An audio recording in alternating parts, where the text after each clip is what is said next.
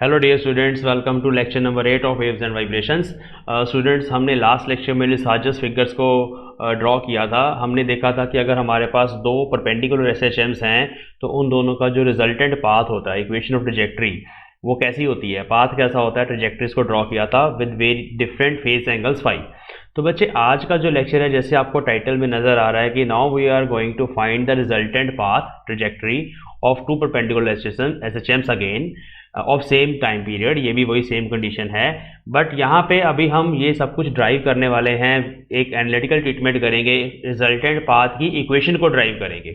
और जो हमने लास्ट लेक्चर में कर्व्स बनाई थी, वो सारी की सारी कर्व्स हम अब मैथमेटिकली फाइंड कर सकते हैं, आज के इस लेक्चर में सीखेंगे। लेकिन इसको स्टार्ट करने से पहले जो हमारा मेन टॉपिक है, बेसिकली हम यहाँ पे दो एसएचएम्स की जो परपेंडिकुलर डायरेक्शंस में हैं उनकी सुपरपोजिशन कर रहे हैं।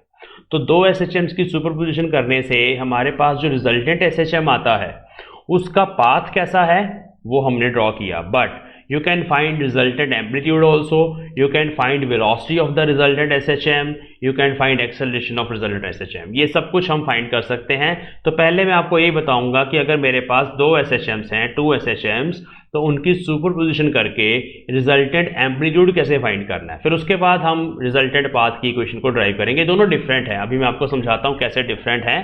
देखिए, मान लो हमारे पास दो SHMs हैं इक्वल फ्रीक्वेंसीज के। एक है x is equal to a1 sine omega t और दूसरा है y is equal to a2 cos omega T.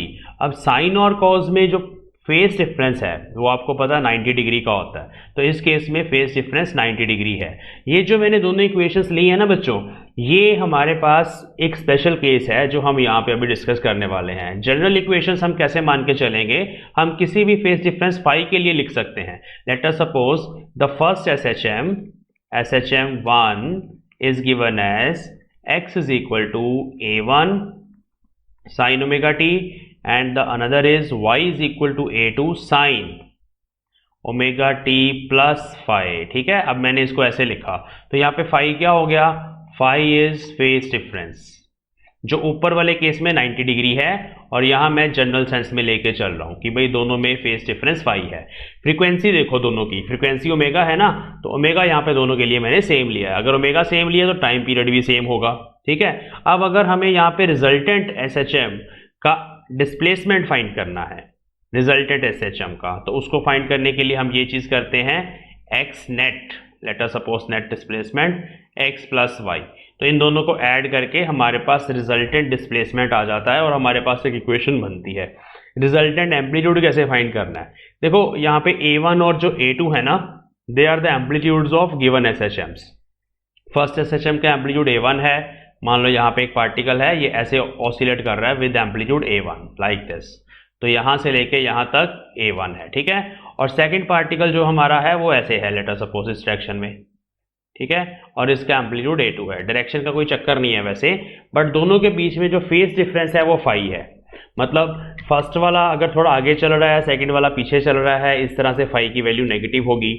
अगर सेकंड वाला एसएचएम थोड़ा आगे चल रहा है, फर्स्ट वाला पीछे चल रहा है, तो फाई की वैल्यू पॉजिटिव होगी। ठीक है, चलो, तो फाई दोनों में फेज डिफरेंस है। तो उस केस में बच्चों जो रिजल्टेंट एम्पलीट्यूड है वो हम सिंपल रिजल्टेंट वाले फॉर्मूले से फाइंड कर सकते हैं, जैसे हम वेक्टर्स का रिजल्टेंट फाइंड करते हैं। तो ऐसे निकलता है, रिजल्टेंट एम्पलीट्यूड ए मैंने मान लिया a1 square plus a2 square plus 2a1 a2 cos phi. Phi की वैल्यू यहाँ से उठानी है, यहाँ पुट करनी है, a1 a2 की वैल्यूज पुट करनी है, जो भी आंसर आएगा that will be the amplitude of resultant SHM.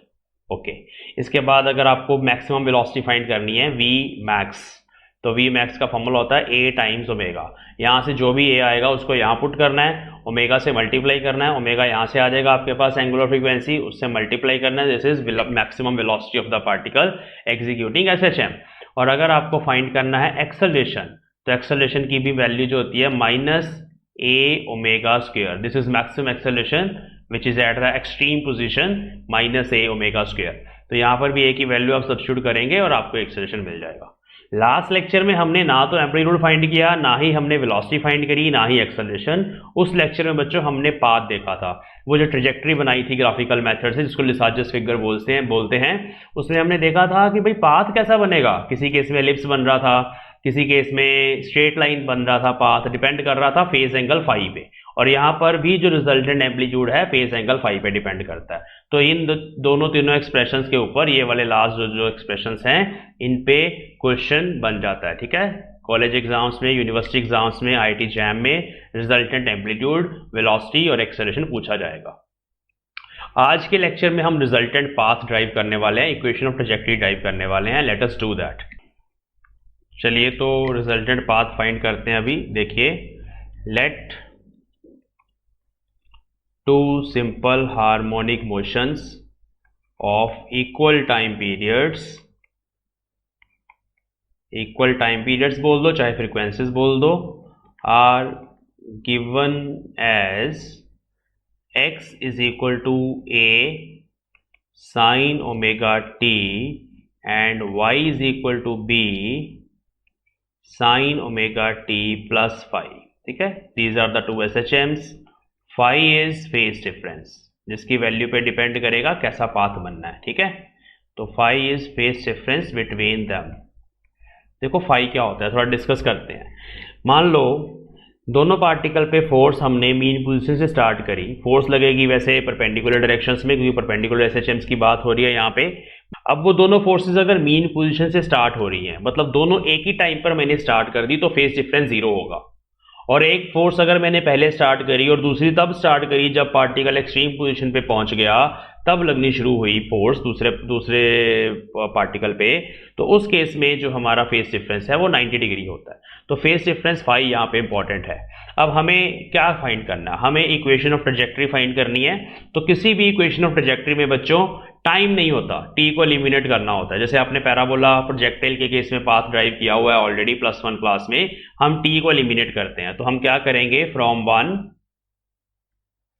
One T sign omega T, है ना, इज x बाई ए, इसको रख लेते हैं। ये इक्वेशन 1 है हमारी कंप्लीट, ये इक्वेशन 2 है।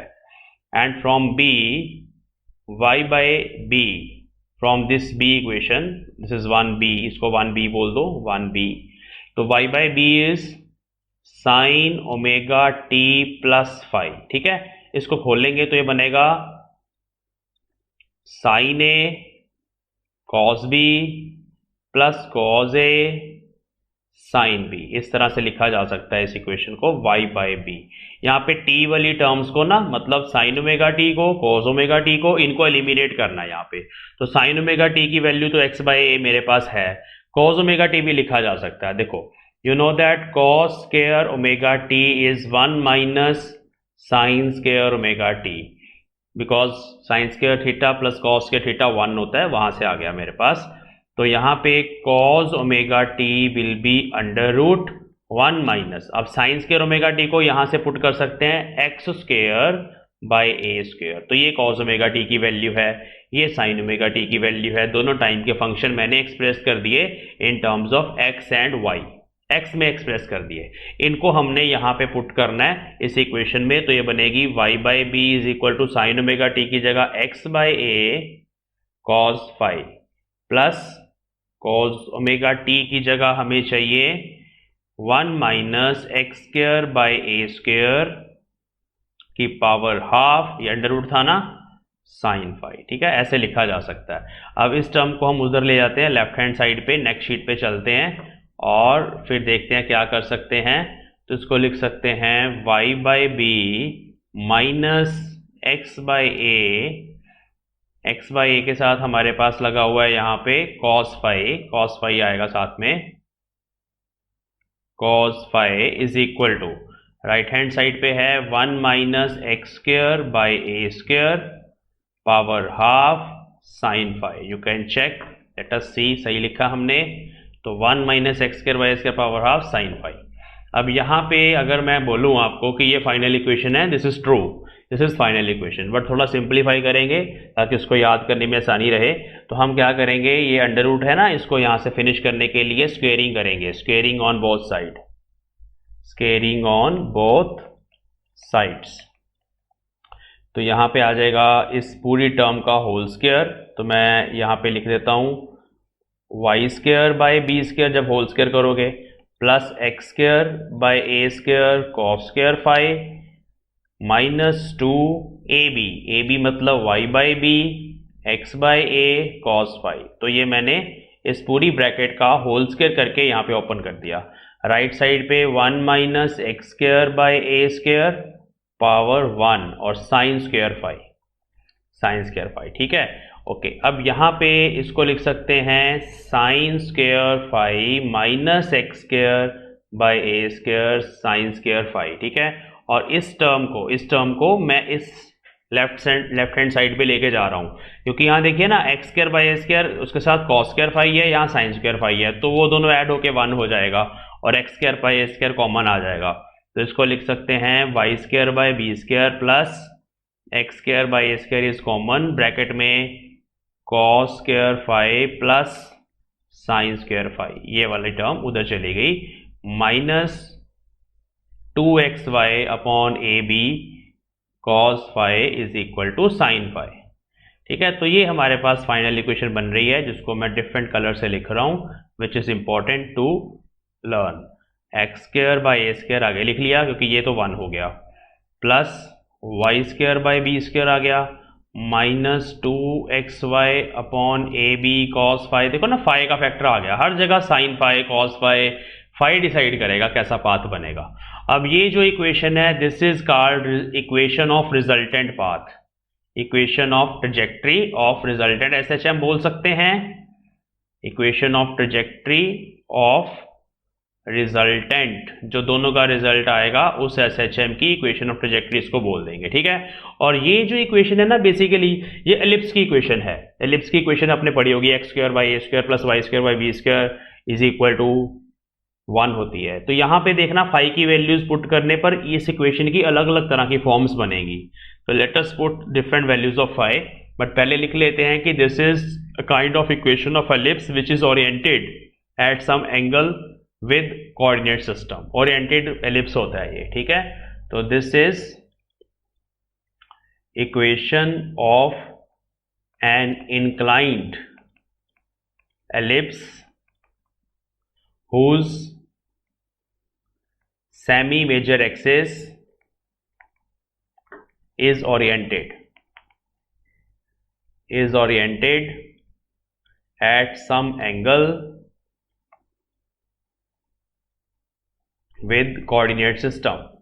कोऑर्डिनेट सिस्टम मतलब जो हमारा एक्स वाई प्लेन है उसमें ओरिएंटेड रहता है, ठीक है।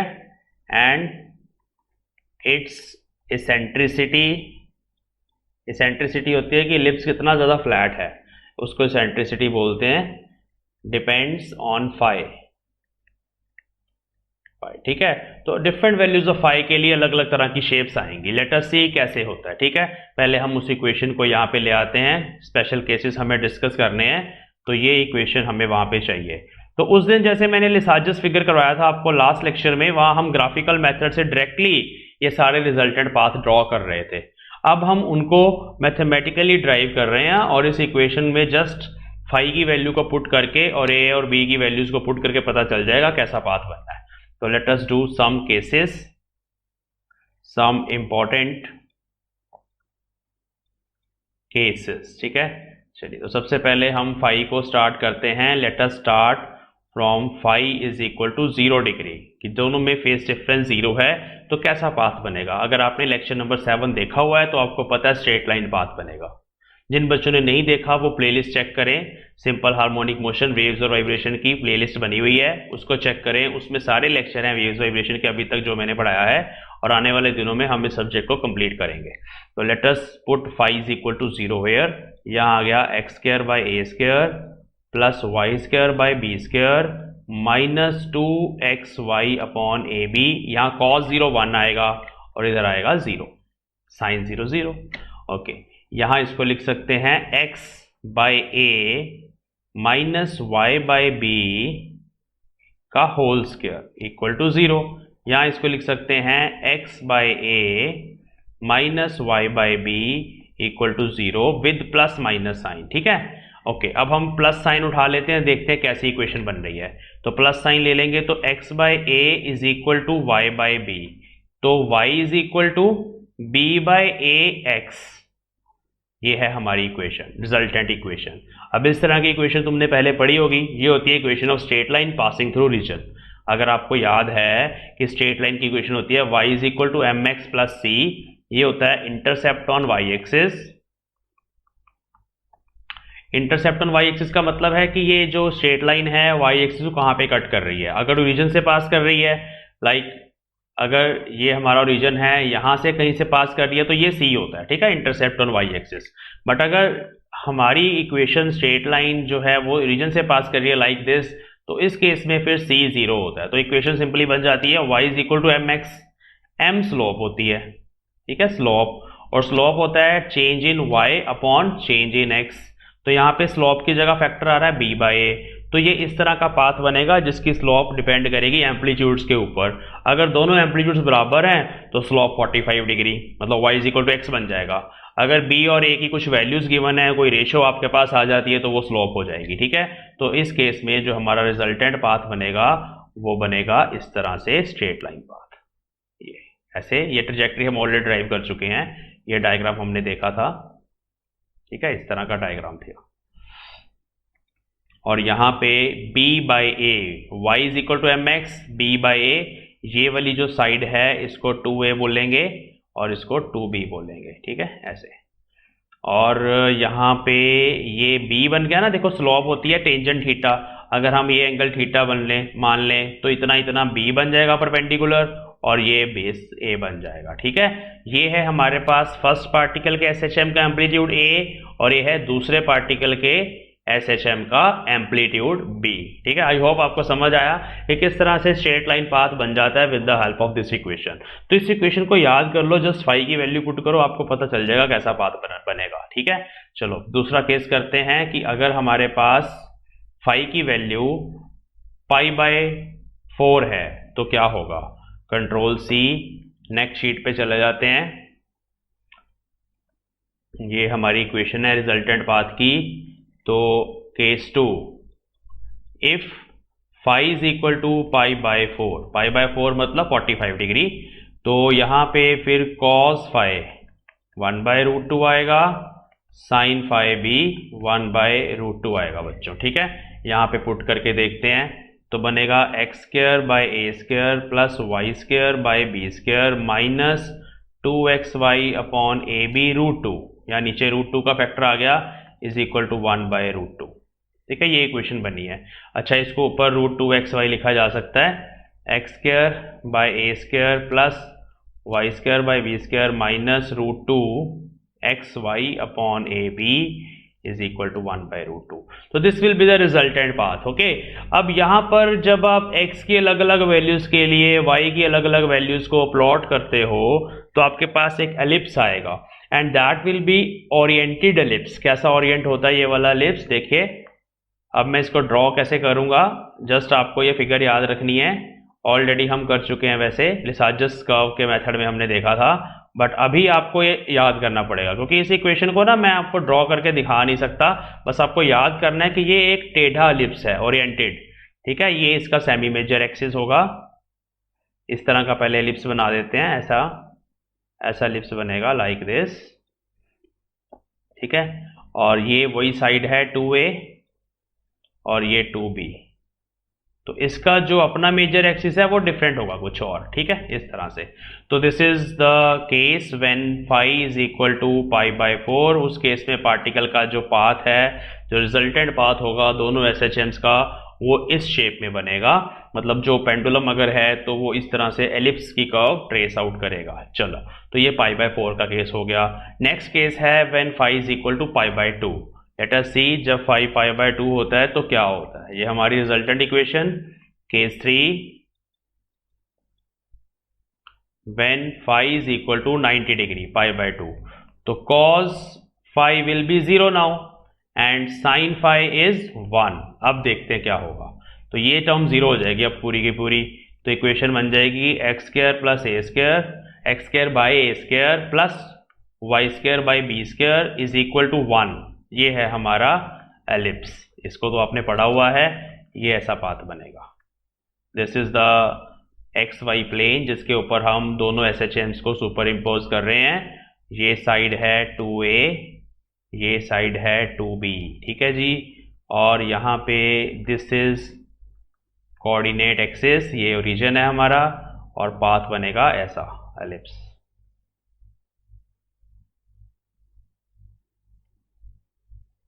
ठीक है, तो देखिए वही जो कर्व्स हमने उस दिन लेसार्जस मेथड से ड्रॉ करी थी, आज वो इस इक्वेशन की हेल्प से हम फाइंड कर पा रहे हैं। और इसका फर्दर एक सब केस है, वो ये है कि अगर यहाँ पे दोनों एम्पलीट्यूड्स बराबर हो गए, ए बी के बराबर है, अगर इक्वल आ गए दोनों, तो उस केस में इक्वेशन बन जाएगी x square plus Y square equal to a square नीचे आएगा, उधर चला जाएगा ए स्क्वायर, तो फिर ये बन जाएगा सर्कल। ठीक है, उस केस में सर्कल बन जाएगा जब दोनों एम्पलीट्यूड्स, दोनों एसएचएम के एम्पलीट्यूड्स एक दूसरे के इक्वल होंगे।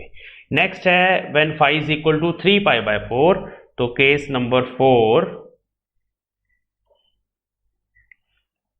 Case number 4 is when phi is equal to 3 pi by 4, in that case यहां पे cos 3 pi by 4 is minus 1 by root 2 now, and sin 3 pi by 4 is 1 by root 2। तो यहाँ पे जब सब्स्टिट्यूट करेंगे ना, इक्वेशन बनेगी x square by A square plus Y square by B square plus root 2 x y upon A b is equal to 1 by root 2। तो this will be the resultant equation. ये भी same वैसी है tilted ellipse जैसी, but अभी जो ellipse की orientation है वो थोड़ी सी डिफरेंट बनेगी। ये कोऑर्डिनेट सिस्टम बन गया मेरा, ये हमारे एक्सिस हो गए। इस केस में ना एलिप्स ऐसे ओरिएंटेड रहता है, ये वाला हमने उस दिन ड्रॉ नहीं किया था, बट इसको आपको एज इट इज लर्न करना है कि अगर इतना एंगल होगा तो एलिप्स इस तरह से ओरिएंटेड होगा, और ये वाला एंगल जो है, ये वाला एंगल हमारा थीटा एंगल है जहां पे ये ओरिएंटेड है।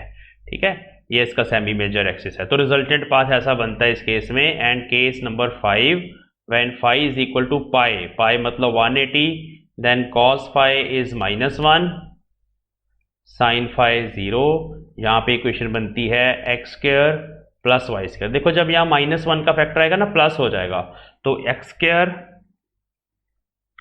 Square by A square plus Y square by B square plus 2xy upon A b equal to 0।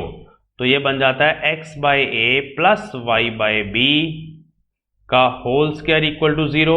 तो ये बनता है x by a is equal to minus y by b. Now it is different, इसकी negative slope आएगी, x y is equal to, y के terms में लिख लेते हैं, y is equal to minus B by A X. तो फिर से इक्वेशन ऑफ स्ट्रेट लाइन आई, when the phase difference is pi, तो equation of resultant path gives you straight line path. तो उस केस में जो रिजल्टेंट पाथ आएगा स्ट्रेट लाइन रहेगा, बट विद नेगेटिव स्लोप।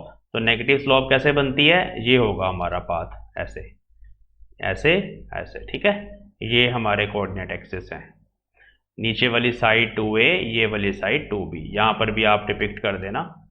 तो ये डेरिवेशन है रिजल्टेंट पाथ की, लेकिन ये हमारा वो वाला केस है जब दोनों टाइम पीरियड आप देख सकते हो इक्वल हैं, ओमेगास दोनों इक्वल हैं, उस केस में ये इक्वेशन बनती है और ये सारे पाथ बनते हैं।